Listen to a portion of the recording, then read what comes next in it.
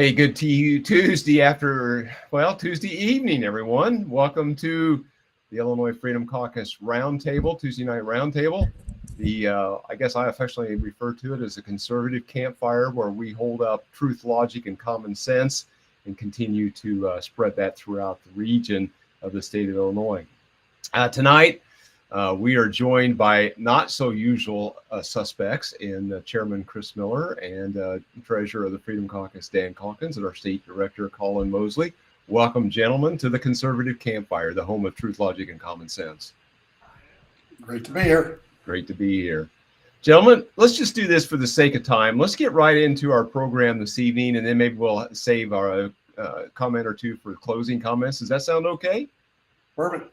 Excellent. Here we go. So tonight we're going to touch on some major happenings around the region, electrical vehicle fires at Rivian in the Bloomington Normal area, and then this recent discussion about Illinois' murder capital and being racist or not. And so to that point, Dan, Rivian is a manufacturer of electrical vehicles not very far from your district. In fact, you cover part of McLean County. Was it Saturday night? 60 vehicles were on fire, reported by a passerby. Vehicles getting ready to ship. So what do you think about all this? Well, unfortunately, Rivian is not in my district particularly, but it is right just on the outside of it. And we have a good relationship with them in the community and the county. But this is very concerning because the vehicles were sitting in a lot ready to ship. And I don't know how you'll ever figure out what happened. The fire was extremely intense. I know that the state fire marshal is investigating and trying to figure this out. But I mean, this is this technology that we're pushing. I say we, our government is pushing they're pushing the limits on some of this stuff. And I don't know that we know exactly what the risks are. And aside from the fact that they lost about 60 of their new vehicles, what kind of pollutants were emitted? I mean, what were the first responders exposed to? How are we? I'm sure we're learning to cope with this kind of a catastrophic event. But you just can't roll up on there with a fire truck. I mean, you just can't start spraying water on these batteries. I mean, this is a whole new world. So, well, it absolutely is, Dan. Yeah. Being on a local rescue squad here in Clay County, we've talked with other agencies. The State Fire Services Institute has developed some courses on how to deal with this stuff, but unfortunately, these small rural agencies just simply don't have the resources to be able to have it on hand. So you're going to be calling for mutual aid from other agencies, getting a higher level of resources brought in for something that would otherwise be a typical vehicle fire. But most of the time, the only solution to this stuff is submersion. And man, that takes a lot of water. Just to absolutely drown a vehicle fire. So it's not to mention what you're breathing in before you can get your packs on. I mean, it's a serious issue. You're going to be burning roads up, most likely. God forbid there's anybody inside the vehicle. It's just really scary, the things that could happen on our highways in the rural parts of the state as these things become more prevalent. Go ahead. Well, I was just going to comment about the amount of money that Rivian is losing on every vehicle. So here they had these vehicles ready to ship. They've already recording almost $40,000 losses, at least $30,000 losses per every vehicle. And then we see or hear the news recently that Stellantis and many other U.S. and foreign manufacturers are cutting way back on all this vehicle production, layoffs at GM, on and on and on. I think this idea to push EVs is just a dream that will probably never, ever come true. I just can't wait. Well, I shouldn't say that. Anyhow, go ahead, Chris. Well, we know that the Democrats are going to have a solution for this. You know that. I mean, Ronald Reagan spelled it out years ago. that in business, if it moves, tax it. If it keeps moving, regulate it. And if it stops moving, which I'm guessing that those vehicles that were burning and emitting toxic fumes, it stopped moving, so they're going to subsidize it.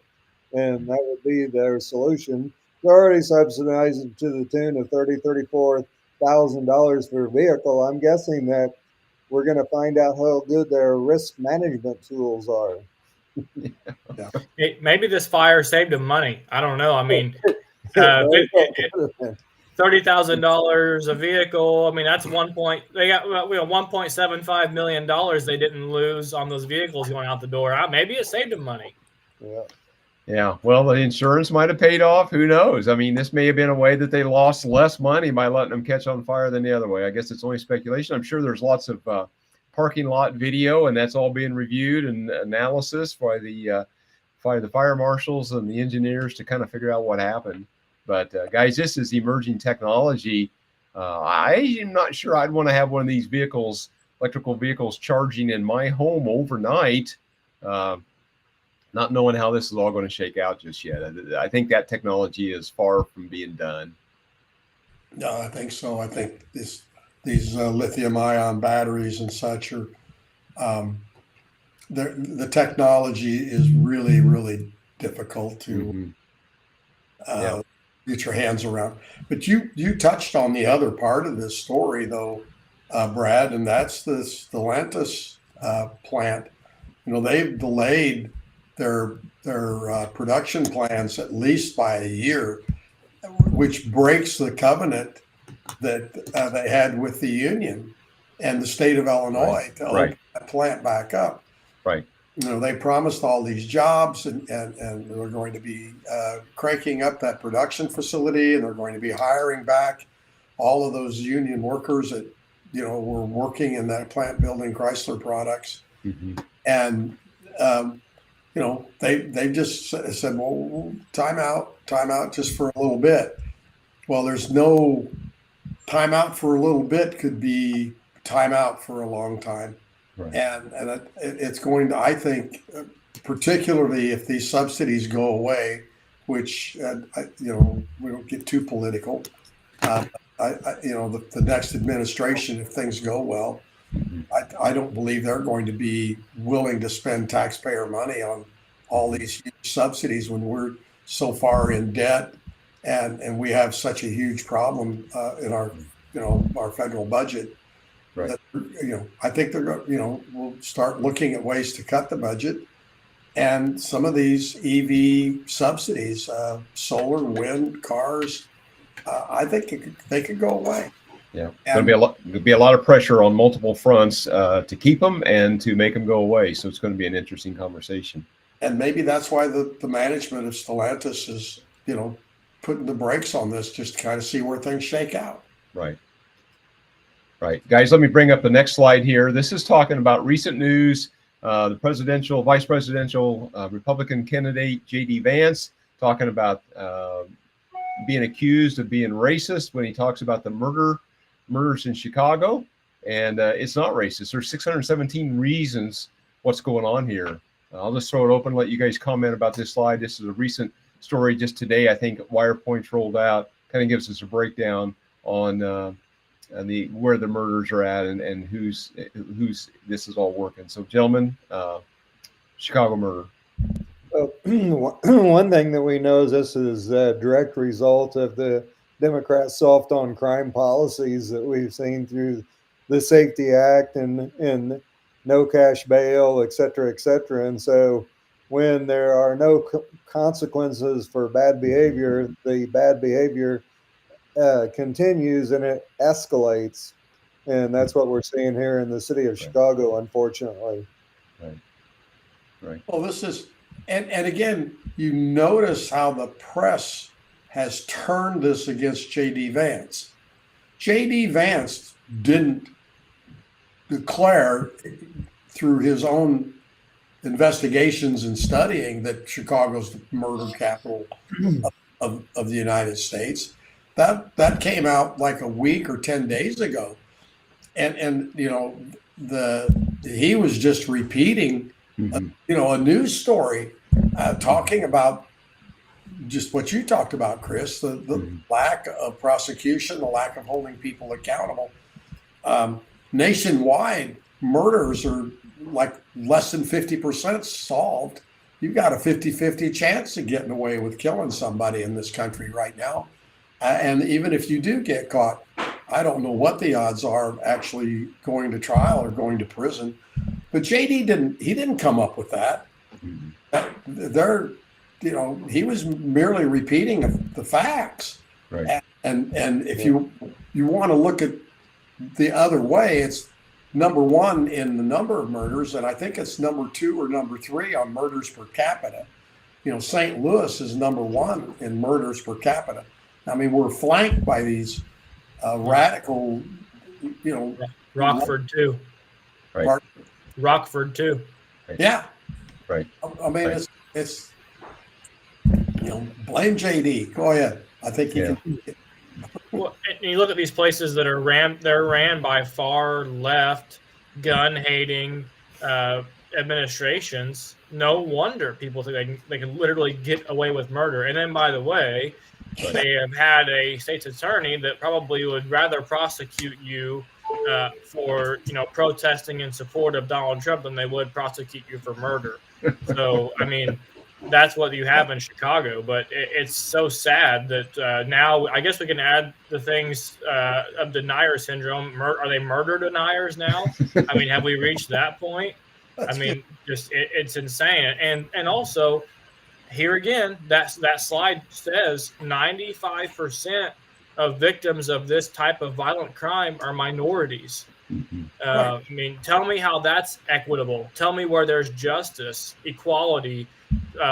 Tell me where that's found in those statistics. So, I mean, the facts are only facts when it's convenient for Democrats, apparently. Oh, and by the way, it's really funny how quick the media is to censor a Republican, but Kamala Harris can avoid an interview for 23 days as a candidate for president of our country, and the media says nothing. It's disgusting. Well, she's really busy being vice president and tossing out all these things that she's going to do in the next 4 years when she's elected, when she's had 3.5 years to try to get that done.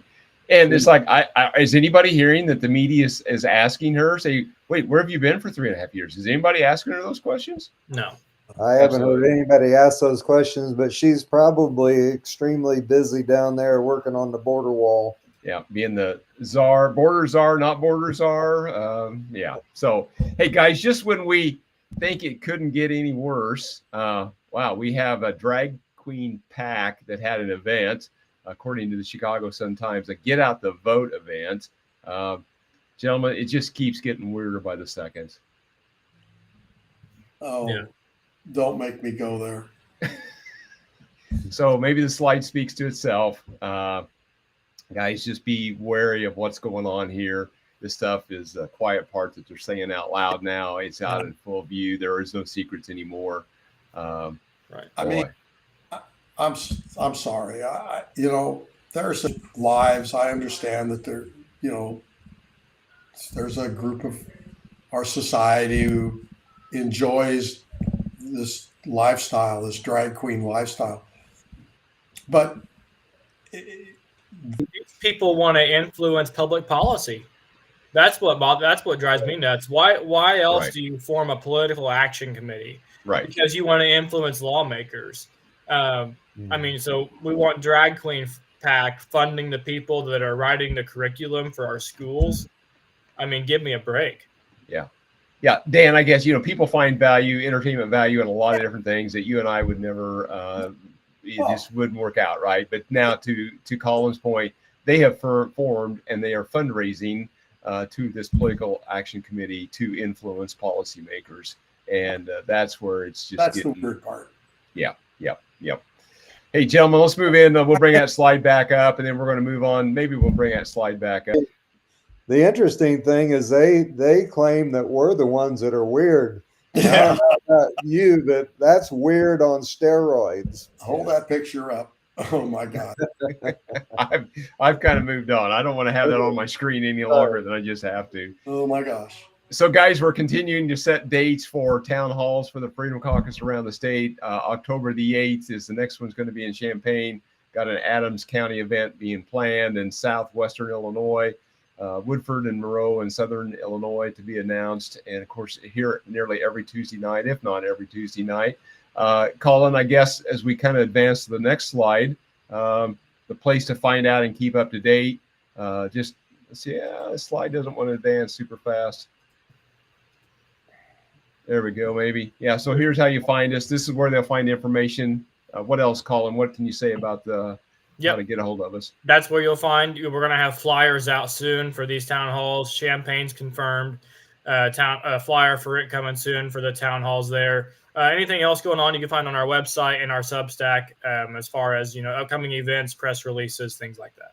Okay, excellent. All right, let's get rid of that slide. And let's just go for a closing round of comments. Let's just go to Chris and then Dan and then Colin, and then I'll close it out if that's okay. So Chris, any closing comments before we say goodnight? Well, we just want to thank you all for tuning in this evening. I'll tell you what, it was smoking hot out there today. I'm trying to rehydrate and get going again. It was really sucked it out of you today.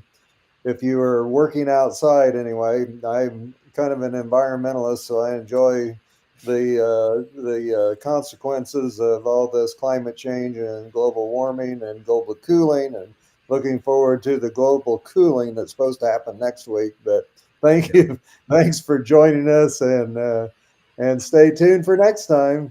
Exactly right. Dan. Oh, thank you. Look, let's try something a little different this week, okay? Oh no. Oh yeah. So we did 3 stories. We had 3 topics. So folks, give us a vote. Which topic did you really like the most? So we had 3 topics. We had the Rivian Fire, the EVs. We had the murder capital of the United States, Chicago, and we had the drag queen PAC. So when you watch this, and leave us a comment and vote for the story that you thought best entertained you, kind of informed you of what's going on in Illinois. Let's just try a little poll here at the end of tonight. Yeah. Well, it's probably going to be as a valuable poll as we see from some of the national polling firms. I think it will be just as accurate, for sure. And I'm going to we'll presume that everyone voting is not only a registered voter, but a likely voter. Right. Exactly. So this is going to have an impact on policy decisions that the Illinois General Assembly could make in the future. Yeah, exactly. Well, Colin, you know why I saved you to the end there to follow up with that. What else can you tell us from state director, your state director status and role? What else do we need to know? Well, I go to a Bible study on Monday nights, and we just finished up Noah's Ark. And I'm sitting here listening to these 3 topics, and I'm thinking, man, the things spontaneously bursting into fire, people killing each other, and men being confused about what their genitalia looks like. I think it's time for God to send the flood. But until that happens, I'm happy to be here with the Freedom Caucus, fighting for truth, logic, and common sense. And Chris, let's get to building that boat. Yep, it may not be far away. I'm more concerned about the smell of sulfur raining down than I am from excess raindrops. Either way, perilous times are upon us, and I think it's a sign of things to come. And so with that, I always appreciate you guys tuning in. And as always, we just covet that you would just share and subscribe and follow and like our content to help us continue to spread this word of truth, logic, and common sense. We can't spread that enough throughout the region. And with that, ladies and gentlemen, let's say good night, and we'll talk to you real soon.